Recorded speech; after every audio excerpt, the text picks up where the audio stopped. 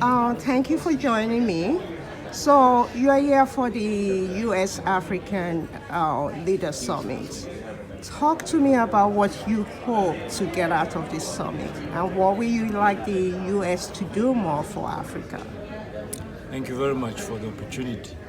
I think the Africa-US Summit is an important platform for the two continents to engage and for the leadership of the two continents really to talk about matters that are progressing both their nations. And Africa is a conglomerate of 54 countries and so many nations are involved.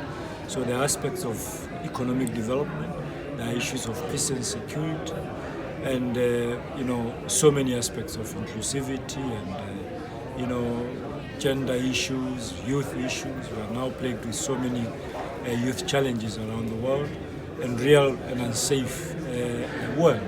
So we need to engage on this. Africa needs to talk to the US openly and freely about some of these things. At the same time, we need to talk about good governance because the continent, the African continent, oftentimes we are facing a lot of challenges around this area. So how do we have frank conversations around good governance and making sure that it becomes the foundation for economic activity and economic development? So I'm looking forward to frank engagement, forward to frank conversations between the two. Okay. You are here for the AGOA mini-series. AGOA has been one of the major programs that U.S. used to engage with Africa regarding trade, and it's coming up for renewal. And there's debate in Congress that probably it won't be renewed. Yes. African nations are also saying that it's not enough. Yes. So talk to me about some of the things that you will bring to the table today during your conversation. Yes. This has been called the Africa Growth Opportunity Act, but it has purely been between the United States and the respective member states of the African Union. It has not been the African conversation. I think it has been more at country and US conversation. So if it's Africa, maybe this is the opportunity now to actually have the conversation in this summit, where it's now called Africa Growth Opportunity Act, and is the African continent collectively and the US talking about it and finding solutions to it. That's one. Two, there are so many lessons to be drawn from these respective countries that have actually participated in it. And I think those can add value to a renewed or reinvigorated AGOA. It will be a shame if the US government or the US Congress is not going to approve this thing, because there's an opportunity really for the markets and the products in the African continent to actually gain access into the markets. This huge market that we find in the US. Many companies participated at small individual levels. Now, if it's Africa, I think it opens a lot more doors, and we can deal with the issues and challenges that then can help the continent, the respective member states, to really access the full markets here.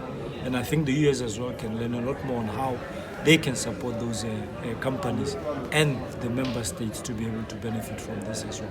Okay. We have the African Continental Free Trade Agreement.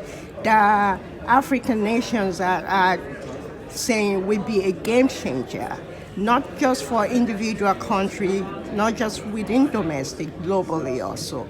Talk to me about how you see that working with the AGOA and promoting economic tie between the US and Africa. And it's precisely my point that if AGOA is at member state level, it's not at the continental level, which the Africa Continental Free Trade area is, there is a disconnect there. So this conversation must be raised to that level.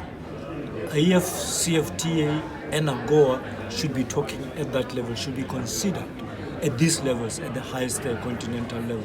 We're already pushing as the African continent through the African Union for the AfCFTA to actually move, and a lot of ground has been covered. So we can do the same with the AGOA program so that it actually benefits from this. And because they're both talking about markets, they're both talking about products, and so ACFCA is talking about movement of goods and services, seamless movements of goods and services.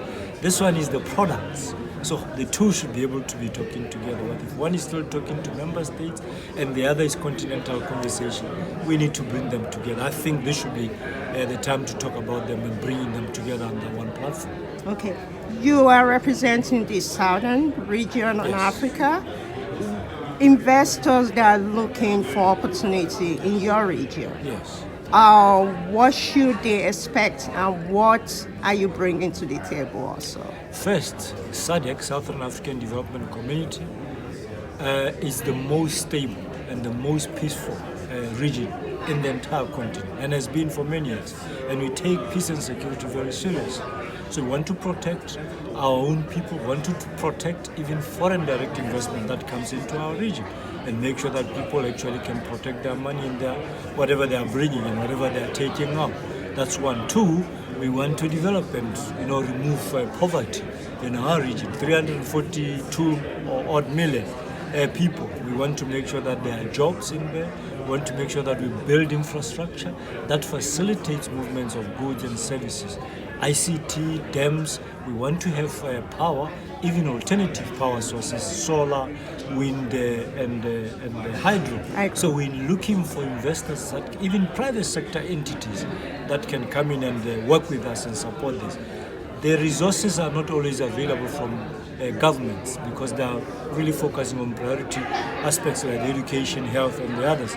So we want private sector to come in. And my organization, SADC, we're actually building now to work with private sector and to work with international cooperating partners to develop this project so that we can see real development, real integration in our region. Okay, aside from the energy that you just mentioned, what are some of the other products from the southern region and also investment opportunities? We've got diamonds. A few of our countries produce diamonds. We produce them in raw form. We've got tourism.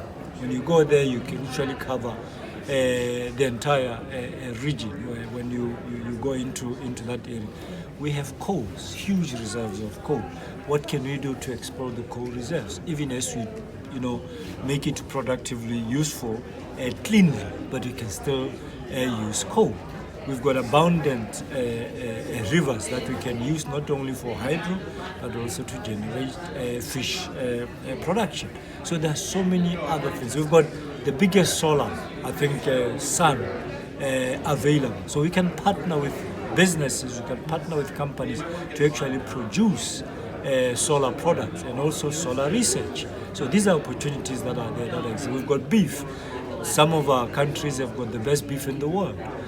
So what is it that we can do in the value chain of beef, in the value chain of diamonds, in the value chain of sugar and all other things that we are producing to make sure that industrialization happens within our continent. So these are the products and things that others can actually come in to benefit from.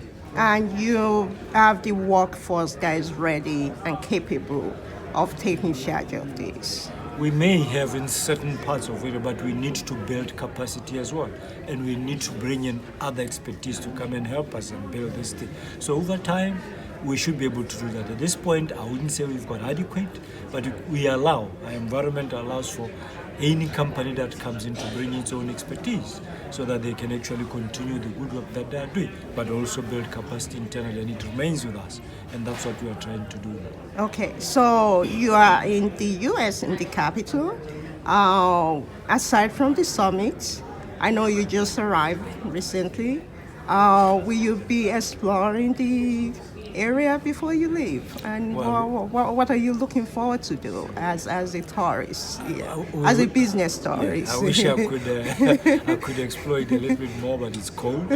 So I want to finish and then go back home. But I've been to Washington, D.C. many times, so I've seen a lot of things, monuments, and it's always an opportunity from a tourist point of view to appreciate what the D.C. offers and the entire U.S. But it's cold. I have to go back home where it's warm. So really, I won't waste too much time here. Okay, one last question. What is your message to the President and also the Secretary of State? what message do you have for them? I know tonight you will be meeting with them for a reception later on. Yes. So in the meantime, what is your message? I think the message purely is leaders are leaders and they hold a very important role in society. So the conversations they have and the decisions they make, they must reflect on those, what they are doing for the world. This partnership of US and Africa should benefit particularly the continent of Africa. Every leader who comes from the continent, when they go back, their citizens should see that my president actually went to get something from the US.